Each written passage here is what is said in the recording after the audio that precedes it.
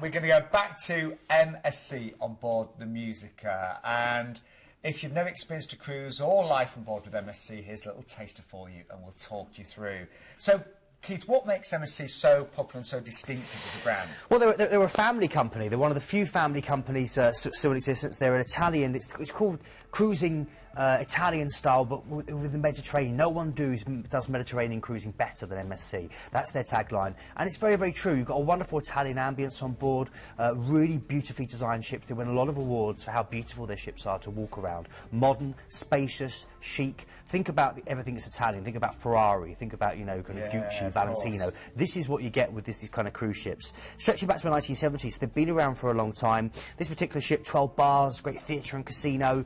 There's something for whatever mood you're in. They do a lot of great things on board, like tango, samba and merengue lessons, great cooking classes. You can learn to cook in the Italian style. The food on board, although international, every day they have special Italian dishes, and I would recommend you to try them because they're absolutely fantastic. The pasta dish with MSC is always absolutely astounding.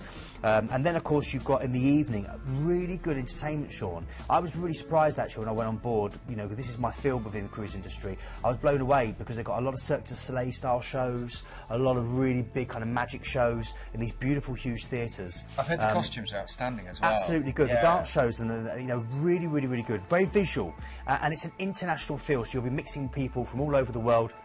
This is a real wonderful way to immerse yourself in the kind of Mediterranean culture. And remember, you're going to get a great stateroom with a balcony. That price includes a balcony and the drinks package we'll talk about in a second. But let's talk you through the great itinerary as well on this one. So it starts off with a little flight, doesn't it? Yeah, starts off, you land in Genoa, the market square of the Mediterranean, then you head straight out of that beautiful port, and you straight head to Rome, Civitavecchia. And this is a great chance for you to, you know, to take the journey into Rome, the eternal city. I mean, what can we say here? You can, of course, visit the eye-popping Colosseum, which held 50,000 bloodthirsty spectators. You can literally see where the gladiators used to wait underneath. It's an amazing experience. Head for Vatican City, the heart of the Catholic Church. Maybe get a chance to wave to the Pope, say hello.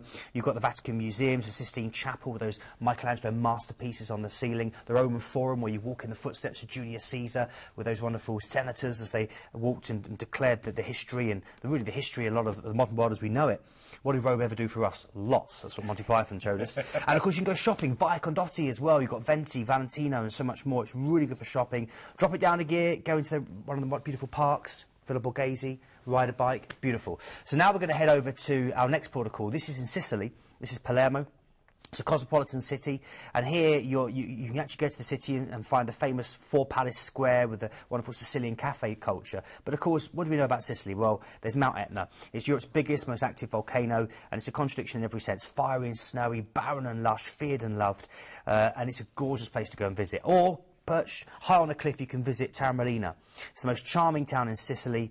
You lose yourself in a cobweb of narrow back streets and then go to the Greek Theatre, which has the best view of Mount Etna. It's like literally framing Mount Etna, almost like a pair of curtains either side. Stunning. Or go to the Godfather tour, do the Marlon Brando, you know, Robert De Niro. Talking to me? Slightly different, that was a different film, but there we go. But it was that kind of idea. But you can go to beautiful little villages. Gorgeous.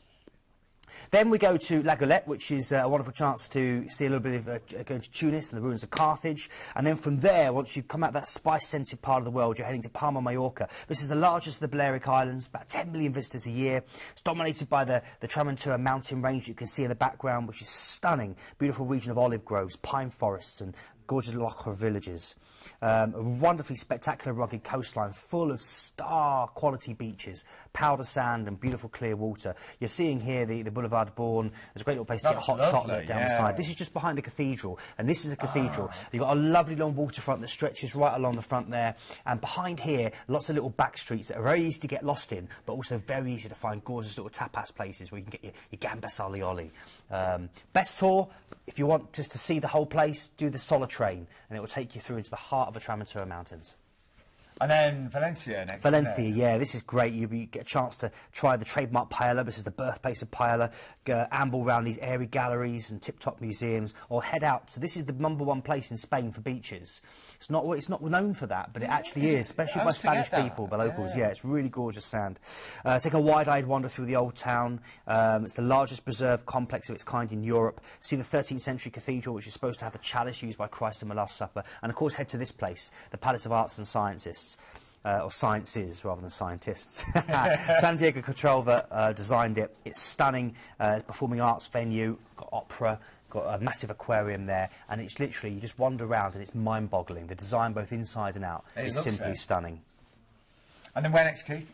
Then we're heading into Marseille, which is one of the oldest cities in France and the largest port, great ethnic melting pot. And then from there, straight back to Genoa.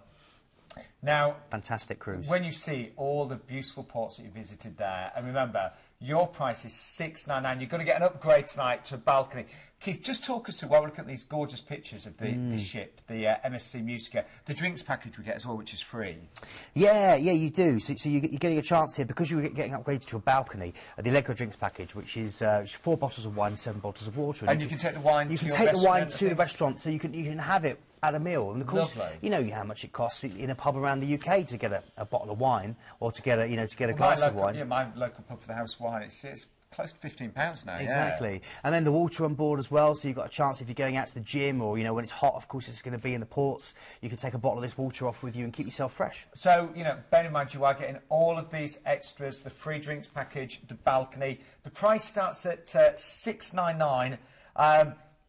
Even looking at peak season, it will only go up to about $899 for balcony as well. So depending on which date, the prices do vary, but only from $699 to $899, or $899 I should say, from April all the way through to November as well. And you're going to get that free drinks package as well. Excursion-wise, by the way, it's always great to do excursions with a cruise ship, but quite often they are quite expensive if you book through the cruise companies themselves. And Planet Cruise addressed this, and you can actually book your excursions through Planet Cruise and save up to 60% on the prices. And the excursions, I've done quite a few myself, really well organised.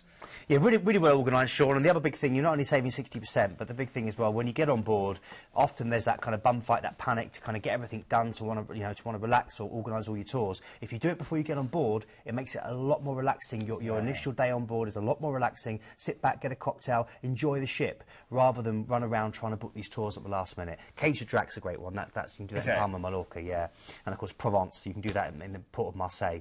And remember, if you'd like to book a cruise tonight, then it is a free phone number, 0800 840 1088. We have got very experienced cruise consultants. They're there ready to take your calls. They've got years of experience between them, and they'll talk you through questions, queries. They'll guide you towards the best cruise possible for you. And make something bespoke, because if it's something you see but you want to change it, you want to have a stay before your cruise or a stay after your cruise, they can do that for you as well. So if you've got any questions, just ask. We promise we can find you the perfect holiday for you. We really can.